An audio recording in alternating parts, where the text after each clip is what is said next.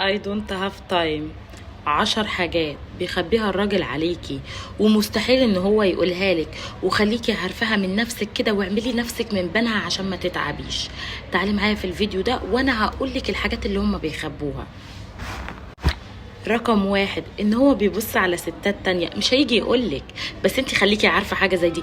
انا افشهم لك، كل الرجالة بتبص على ستات تانية. حتى لو انت اجمد واحدة في العالم الوطني، حتى انت لو كيم كارديشيان، عادي بيبصوا. كل الرجالة عندها حب استطلاع. ده رقم 1. تعالي بقى الرقم 2. قبل ما الراجل بيدخل معاكي علاقة جدية اللي هي الخطوبة والجواز، بيتجسس عليكي وعلى اللي حواليكي. بيراقبك على السوشيال ميديا من 2019، يشوفك كنت بتكرشي على مين. بيكلم حد يبقى عارف حد يخصك في المنطقة او اي حاجة، المهم بيجيب الديتيلز بتاعتك. مش هيقولك، انا اللي بقولك.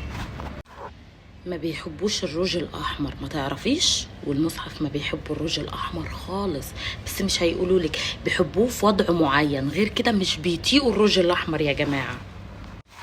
بيستنى منك تفتحي مواضيع مهمة وتبان انك عاقلة ورزينة وست بيت، وتتحط في البيت وتسندي وتبقي قد المسؤولية وتبقي ام اطفال وتفتحي كل الكلام ده. هو بقى مستنيه منك، ما بيقولش. هو بيبقى سايبك في اختبار، مستني منك. اما بيتجوزك بيلاحظ اقل التفاصيل في جسمك، وبيتضايق من حاجات معينة زي الترهلات، الاسترتش مارك، غمقان منطقة معينة، وبيعمل نفسه من بينها وما بيقولكيش. بيبقى مستني منك انتي انك تعالجي الموضوع. فخدي بالك من القصة دي.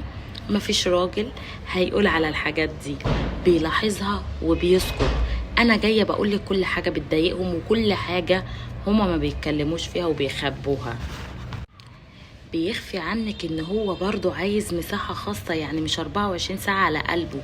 سيبيني شوية مع صحابي، سيبيني شوية اخرج، سيبيني اتعايش شوية. هو ما بيحبش الخنقة، بيحب ان يبقى ليه مساحة خاصة. بيعرف كل حاجة من عينك، لما بتحوري او بتكذبي او بتمثلي بيبقى عارف كل حاجة من عينك، وما بيرضاش يقولك ولا يحرجك يا حبيبة قلبي.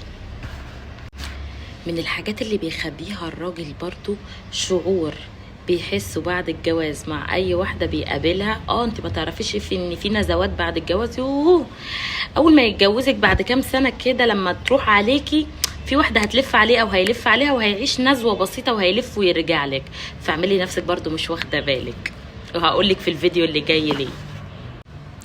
بيحبك تقولي تعالى نروح عند مامته، بيستناها منك قوي.